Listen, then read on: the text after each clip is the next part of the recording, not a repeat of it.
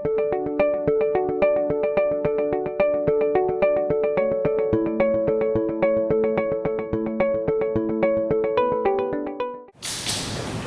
好，我是万之璇，然后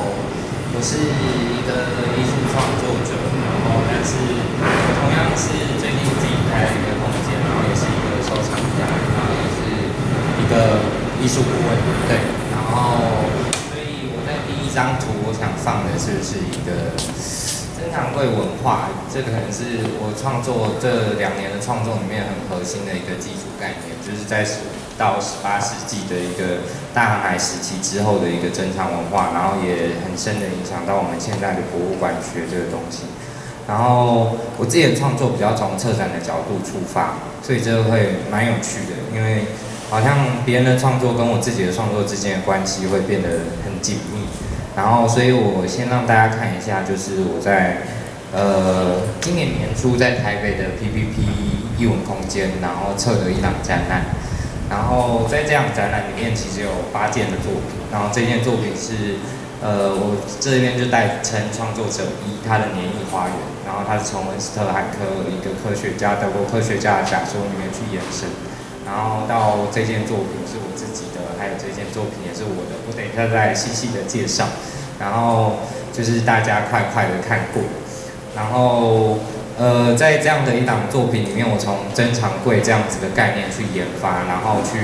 我去切割了几个观点，一个是以物示人，就是有点像是有一本书叫《末日松茸》里面的场景，就是以物示人。再来是另外一个观点，是有一个创作者提出一种想法，叫做有人的地方就有风水。然后这样子的从人的视角来看物的这样子的2种角度，然后再到我自己变成一个中间的过渡交合的这样的一个状态，然后我去做这一档展览的策展。然后就是在这样展览里面，或是在我的创作里面，有一个蛮有趣的地方，就是我同为甲方，我身为乙方，同为甲方，就是我不只是一个创作者，我同样是一个策展人。所以我的作品的活性在这当中就变得很高，可能我的立场不是很够坚定，但是这样看起来的话，就是有这样一个蛮有趣的然后，OK， 好 ，Sorry， 我不习惯 Windows 的电脑。然后这是刚才里面有看到，就是我大概介绍一下里面的作品。刚才那间年艺花园就是讲到它是从德国科学家一个假说，然后恩斯特海克。然后像是这位创作者，他的创作就比较是从以物示人的角度，因为他从一个原始年艺这样子，然后台北原本是水文，然后大家就是因为要切割水文，然后划分人群阶级，然后就是建构了很多高架桥这样子的过程，然后他来去回应就是这样子的一个假说，然后我觉得这样是以物示人，然后再到另外一位创作者，就是他在讲。有人的地方就有风水的时候，然后它里面作品里面有提到很多像是燕子的巢或者是什么的这样子的装置型的作品的时候，然后这种是一种以人的角度，然后去产生风水这样子的观念，然后去回应他自己的创作的这样的过程。然后我在这中间我提出了一个作品，我就找到了一个关联性，就是包含这当中有一件就是洪水神话，所以我那时候在我自己的创作中拉出了一个主题。就是我不知道大家有没有听过河图洛书，就是传说就是伏羲氏就是在黄河里面制服了龙马，然后他的背上有一个卦象，所以衍生出我们现在在使用的风水。那时候我就根据史书记载去画出了所谓龙马这样子的形象，然后但是也回应到我们的主题就是珍藏柜这件事情的同时，我觉得我做了很有趣的一件事情，就是在大概在巴洛克时期的标本，就是大家要是知道巴洛克时期的标本的话，就是他做了很多假的标本，所以那时候我也就是用羚羊的皮还有鱼鳞去拼凑出一张就是龙马的标本这样子，然后这样子非常有趣的一种创作方式。但是在这样子的角色扮演里面，我就变得很有趣，就是我在这中间我好像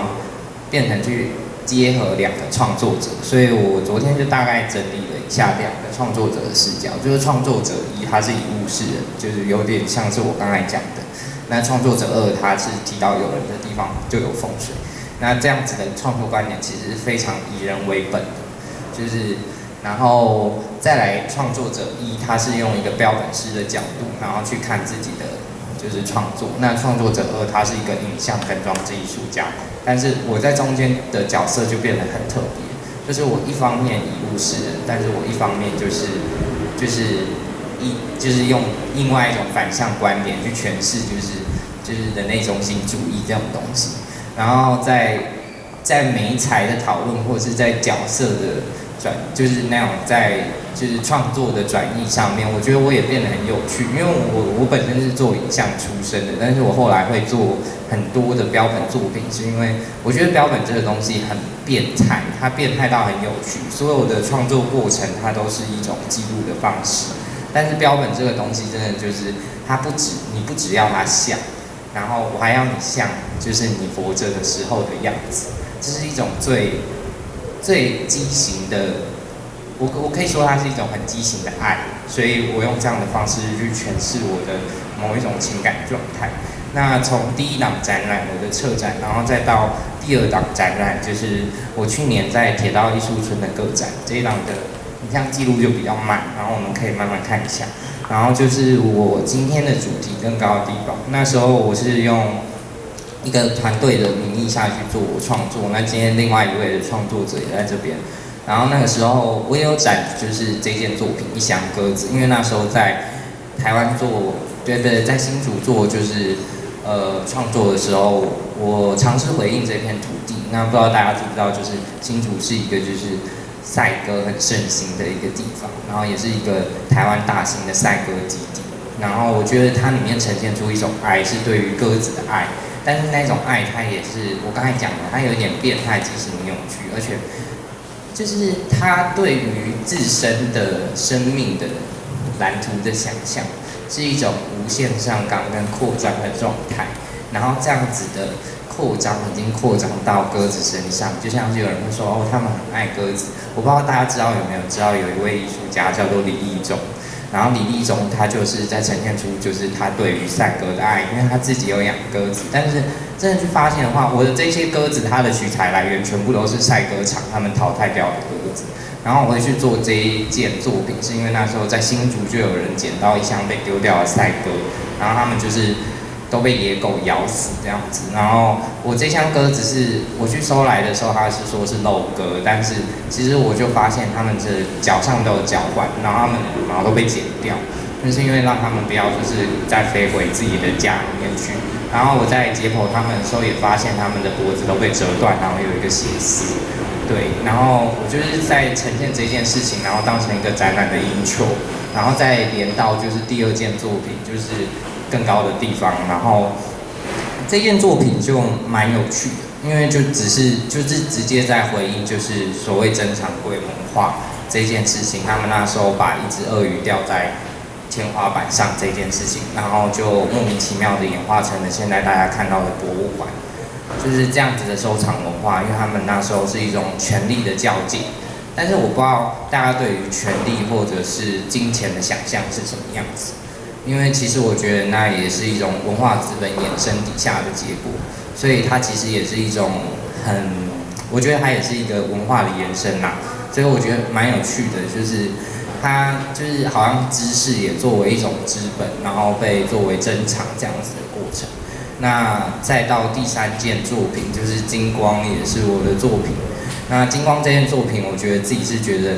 很好玩的是，那个时候是我从法国回来的时候，然后我那时候在法国的时候就写了一篇文章叫《更高的地方》，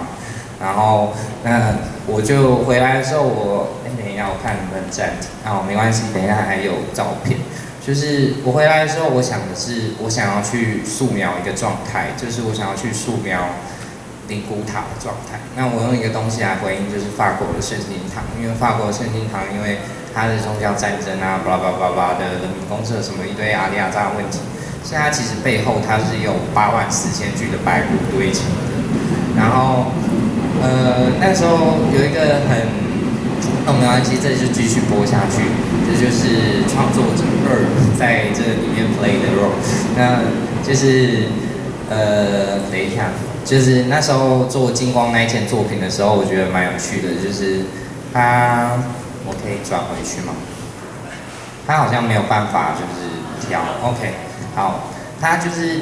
那时候在做那件作品的时候，我是转译一个自然语言，就是我不知道大家有没有看过，就是蝴蝶停在鳄鱼身上的样子，就是因为就是其实人家会说鳄鱼的眼泪，但是它其实是鳄鱼它体内过多不必要的盐分，然后蝴蝶或者是蛾类为了要去吸食那个盐分，然后就会停在鳄鱼的身上，然后我就是去取这个样貌，然后再去做一个转移。然后去变成我自己的一件作品，然后它有一点像是一张素描，它在素描的是我心目中就是最高的一个地方，然后就是我我外婆家，因为我本身是新竹人，我外婆家对面山头的大平顶，就是在新竹市立第一纳古塔这样子，然后所以在这整件作品当中，我觉得这一件就是这个是。另外一个就是声音艺术家，就是吴家军，他现在也在现场，他做的另外一件作品，然后也是同名作品叫《金光》，然后我觉得这中间我们的同名作品有一个很微妙的连接，是因为他的这件作品，它是根据就是观世音菩萨普门品妙法莲华经里面的一个经文，然后就说有一群人要去。就是海上寻求金银砗磲玛瑙的过程，然后被黑风吹到鬼国，但是他们只要有人心中就是默念观世音菩萨的法号，那他们就可以回到人世间的这样的一个故事。然后我觉得这非常的有趣，就是用宗教观点来诠释这个东西，我觉得它也是非常微妙的，然后也是一个很好的连接。然后我觉得以在策展上面来讲的话，像是这件碰撞，我觉得它就是对于空间的一个提问，就是创作者对于空间的一个提问。那因为是团队的创作，所以我们在同时又丢了2种提问给，就是给观者，就是像是他可能丢的一个是一个对于空间的提问。那我觉得我丢出来的是比较偏向于一个价值的讨论。对，所以我在展览的最后，我就画了一张4公尺长的油画，然后高150公分的一张抽象画，然后它叫拉欧，是法文里面制高点的意思。然后我也是用这张画来去跟观者说，那就是你看了这些东西以后，那这是我的答案，那你的是什么？这样子，有点像是这样子的一个概念，所以我觉得是蛮好玩的。那我觉得可以看一下，就是我个别作品的照片，这是我个别的作品。那我在铁道中间的呈现有跟在 PPP 不太一样，因为在 PPP 的时候，这件作品它扮演另外一个角色，他想要去诠释洪水神话这件事情，他想要去连贯洪水神话。所以我说，好像策展的构思就是观众在一档展览里面，然后在不同的作品里面游走的同时，他能感受到的东西，这中间的细微的连接，那好像是我想要去索取的东西嘛，我觉得也是蛮有趣的。然后在铁道的时候，我反而就是用一个链子，然后就是把它牵到第2件作品的鳄鱼的那边，然后跟空间做对话，然后很强硬的做一个引导。所以反而在第2档展览里面，我觉得它是有一个比较好的呈现，它也呈现出一个漂浮的感觉。那回应洪水神话，然后我觉得17世纪的那种荷兰的风景画，然后的那种构图方式，所以我那时候也有就是画了一张很小张的画，然后去回应这件事情，就是回应台湾的赛鸽，它其实是在海外放鸽子。那就是在海外放鸽子以后，放了就是可能回来的鸽子只有5%，这样放3000只，可能只回来就是不知道150只什么之类的。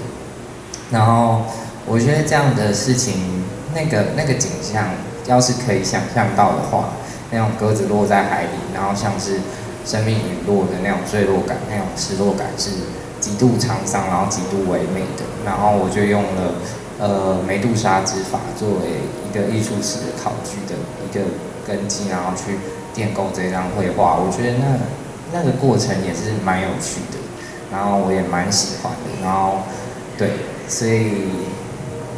然后再来这个就是我刚才讲的，就是旁边有一条塑胶链，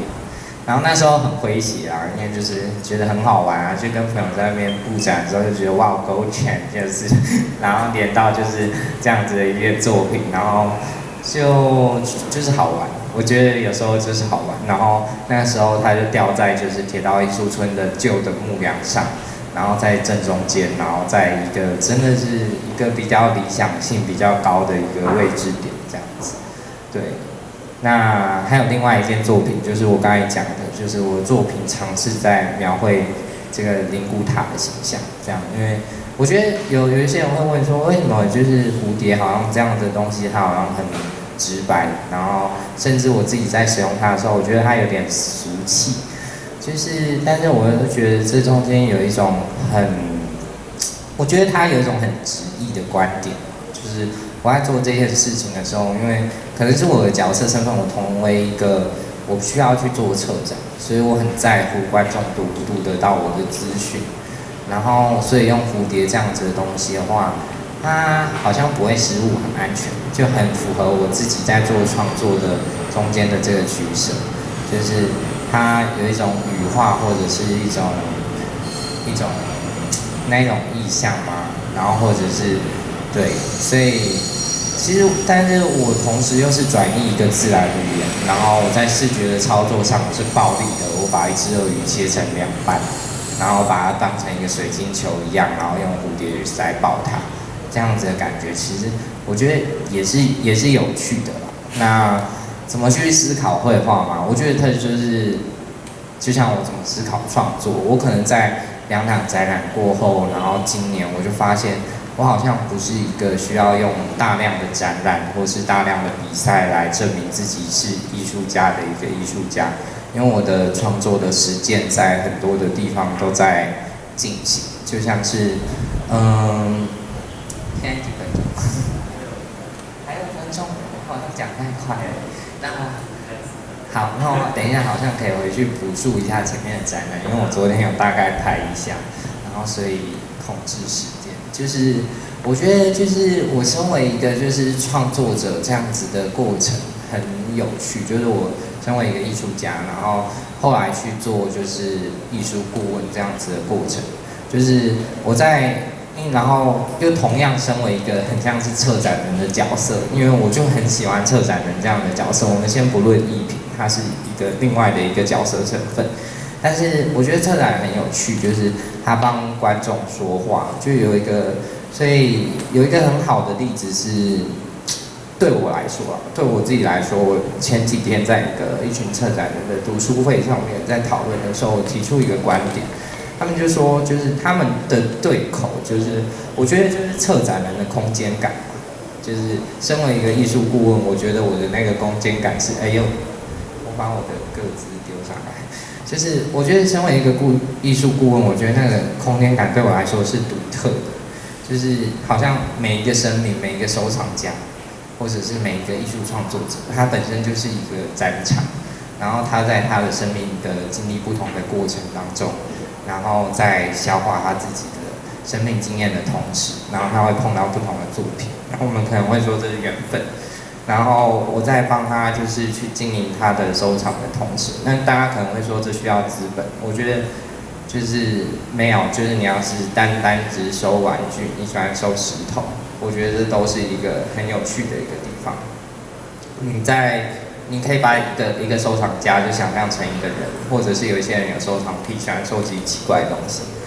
就是你把他想成是一个人，然后你再回头去看他，去检视他的就是生命历程跟经验的时候，然后去看他在哪个时期收了什么东西的时候，其实每一个人本身都像是一个小小的展场，它是一个不断更新的一档展览。我觉得这是对我自己来说非常有趣的观点。然后，所以也是会让我就是想要做，就是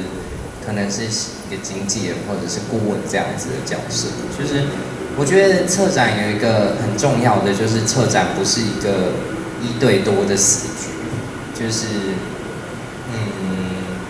可以用收藏这件事情来去圆满你自己的创作地图。对，那我觉得身为艺术创作者，我觉得蛮有趣的是，就是。我觉得在第1档展览比较有趣，我们可以回去看第一档展览的那个记录，我觉得那个是比较有趣的，就是我觉得在每一个作品的当中，这件作品我觉得就是可以停下来讲一下，就是那件作品，就我刚才提到，他们就是他讲切割水纹的那个状态，但是因为今天是个人分享，所以我可能会跳过一些这个阶段，但是就是继续播。然后在每一个创作者，我不管是他使用的媒材，还是他的情绪关联里面，我觉得你都一定可以找到一些很微弱的一些讯号，然后那个讯号其实它是